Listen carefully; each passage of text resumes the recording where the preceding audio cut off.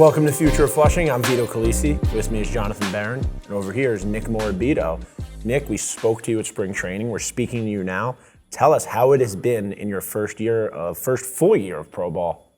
It's been great. It's been a lot of fun, a lot of baseball.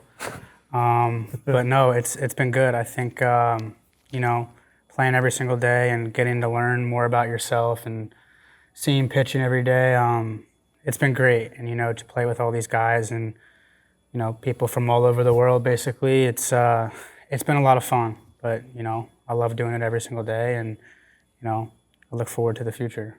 Now, you started the season with the FCL Mets. You guys had a great team, great record. You were promoted, so congratulations. Good thing for you.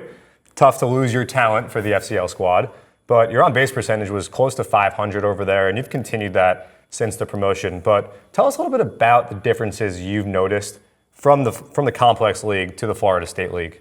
Yeah, down there, I think probably the biggest difference I've seen is the pitching. I think when I first came up here to St. Lucie, I didn't really see that big of a difference, and kind of within the last 2 weeks, I'm starting to see that difference. I think guys up here probably have more control, and they know kind of where to throw, when they want to throw it. A lot of the pitchers that I've seen, they don't really have just fastballs that are just flat. Mm-hmm. Their fastballs do all types of different things, which is definitely tough for a hitter. But I think I've adjusted well, and there's been a difference, but that's all part of the process and getting used to it. So, how did it feel your first plate appearance after you got promoted to PSL? You hit a homer. That was pretty cool. I was just trying to, put a good bat on the ball, and happened to be a home run. But no, that was definitely a good way to start it off.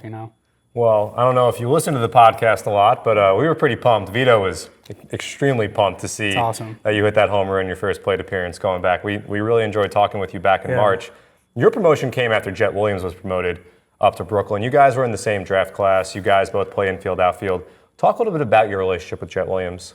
Yeah, we got drafted together. I've been around him a lot, spring training, stuff like that. And I think it's good to be around, somebody my age and just talk baseball, talk whatever. I've been around him a lot, and he's a great kid, and he's a great baseball player. So, yeah. What have you been doing for fun in PSL for this year? Just chilling, really.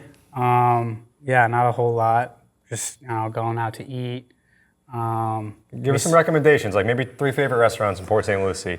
Not to put you on the spot too much or anything like that. I like Miller's Ale House. Okay, yeah. What else do I like? I like Culver's. They got good burgers over there. All right. And Tutto Fresco. Tutto Fresco. I'm Italian, so I love a good Italian Got a little real estate on the fencing there. What do you get when you go to Tutto? Chicken parm. Have you ever had the Beggar's Purse there? The what? The Beggar's Purse. It's like a specialty item, I think. It's like a pasta with some goat cheese and a really delectable sauce. No, I haven't. Next time you go to Tutto, make sure you try the Beggar's Purse. Okay. Yeah, that's a must-do. I've yet to go because you're Really? Italian. I don't like eating Italian out that much. I feel like it never lives up to my family's food. Okay. Do you feel the same way? I understand. There's nothing better than homemade Italian food, right? But yeah, I understand that. Sometimes you sit down and you have a sauce and it tastes kind of like ketchup, especially when you're in certain areas of the country where there's not too many culture around. Yeah. But Nick, it's funny. We've mentioned you to a few people because we knew you were confident from the day we met you.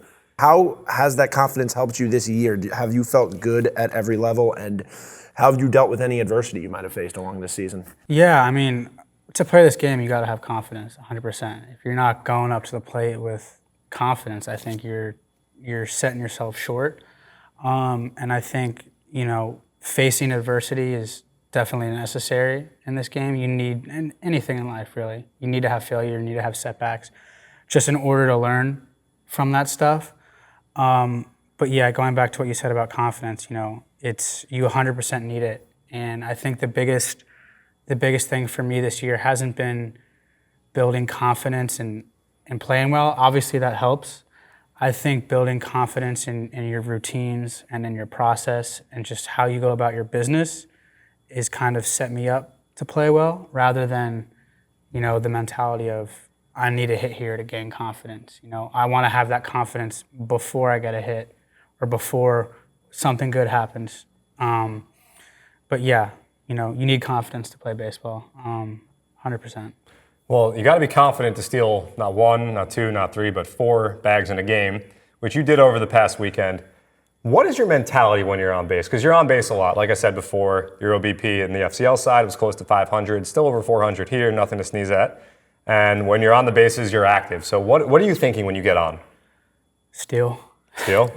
Yeah, just straight up, really. I want to steal as many bases as I can, and I think I have a little bit of speed, and if I get on, my goal is to score as quickly as possible and help my team out.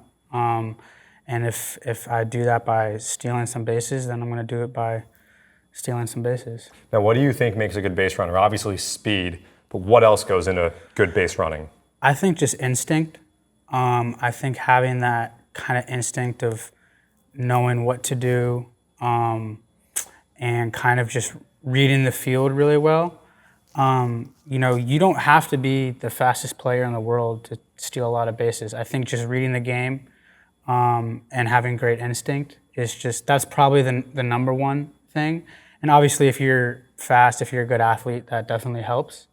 But yeah, good instinct and just, good baseball wisdom, I think. So you stole 4. You thinking about 5 next? Yeah, of course. Why not? Why not? Why not? Is home in your sight lines? Stealing home? Yeah. Yeah. Straight steal, not like runners on the corners, catcher throws through. Yeah, that'd be pretty cool, right?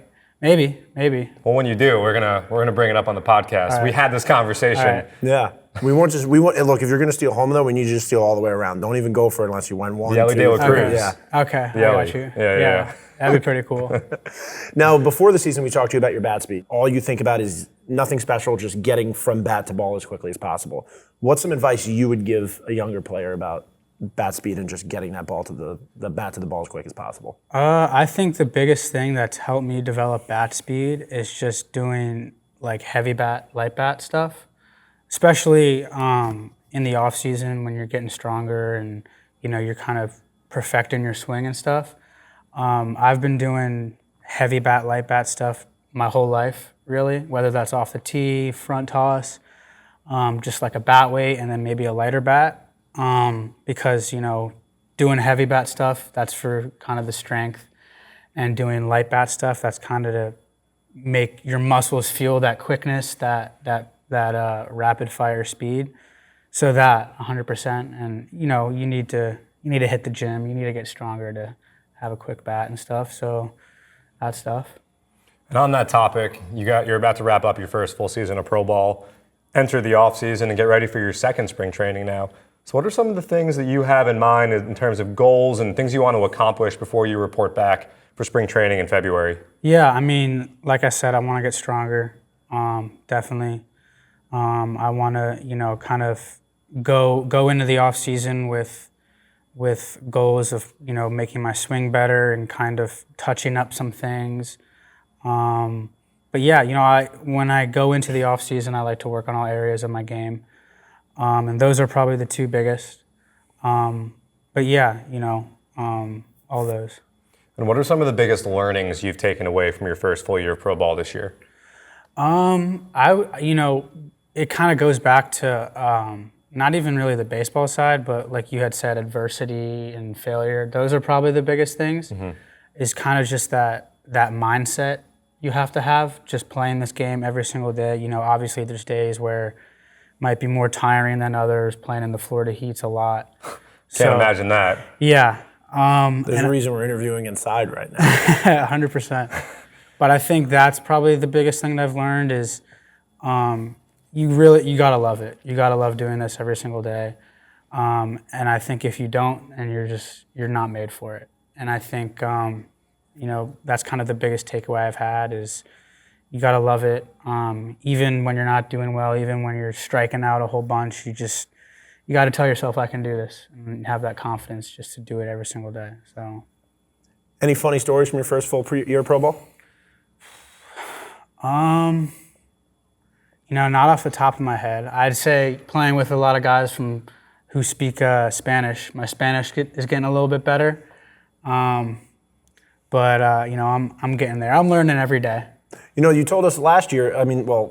This year in spring training, you went to the Dominican Republic the previous summer, and you were telling us about how you were working on your Spanish from then to now. Yeah. Is that what kind of like pushed you forward, or just playing with a bunch of Spanish-speaking players? I'd say both. I mean, speaking, or talking to guys who speak Spanish every day, you definitely get better at it. Are you on Duolingo? No, I'm not. But yeah, going to the DR and playing with guys who speak Spanish every day, you start to pick it up a little bit, pick up the lingo, stuff like that. So, yeah. Did the guys on the FCL side, when they won the division, did they send over a bottle of whatever it is that they sprayed, grape juice or sparkling cider or whatever it was they used? No, but it was good to see those guys win the division, and very happy for them. And yeah, it's awesome. Well, Nick, we're happy to see all the progress you've made this season. Excited to see more, and thanks for sitting with us. And we'll see you next spring training. Yeah, of course. Thank you, guys.